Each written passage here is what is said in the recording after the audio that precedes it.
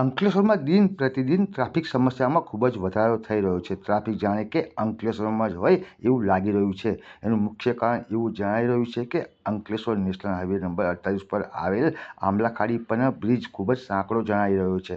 કારણ કે express highway 4 lane છે અને આંબલાખાડી પરનો બ્રિજ 2 લેન થઈ જાય છે. એટલા માટે થઈને ટ્રાફિકની સમસ્યા વર્તાઈ રહી હોય એવું લાગી રહ્યું છે. કારણ કે બરોડાથી સુરત જતા વાહનો એક્સપ્રેસ હાઈવે ઉપર અને ઘણી વખતે ટ્રાફિકથી બચવા અંકલેશ્વર જીઆઈસી નીરજ ચોકડી થઈને પસાર થતા હોય છે. એટલે વાલિયા ચોકડી ઉપર ચારે બાજુથી 4 વ્હીલ અને હેવી વાહનો પસાર થાય છે. પોલીસ તંત્ર એમની કામગીરી કરી રહી છે, પરંતુ પોલીસ તંત્ર આટલું ભારે ટ્રાફિકને કેવી રીતે હેન્ડલ કરે એ પણ એક વિચારવા જેવું છે. કેમ કે મુખ્ય કારણ આંબલાખાડીનો બ્રિજ જો થોડો પહોળો બનાવવામાં આવે કે પછી બાજુમાં બીજા બ્રિજનું નિર્માણ થાય તો જ આ સમસ્યાનો હલ નીકળે એવું લાગી રહ્યું છે.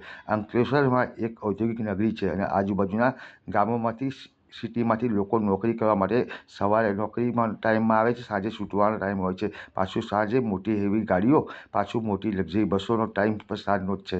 એટલે વાલિયા ચોકડી પરથી લઈને આંબલાખાડી બ્રિજને પણ બહુ મોટો બ્રિજ નથી. ખાલી અડધો કિલોમીટર પહોળો કરવામાં આવે કે પછી બાજુના બીજો બનાવવામાં આવે તો આ ટ્રાફિકનું ભારણ ઓછું થાય તેવું લાગી રહ્યું છે. લાગતા વળગતા તંત્રમાં આ પ્રશ્ન ઉપાડે અને કોઈ ધ્યાન આપે અને ઉચ્ચ કક્ષાએ રજૂઆત કરે તો આ કામ શક્ય છે જ અને નવા બ્રિજનું નિર્માણ થઈ શકે છે. હવે જોવાનું એ રહ્યું કે શું આ સમસ્યાનો અંત આવશે કે પછી વાહન ચાલકો આમ જ પરેશાન થશે.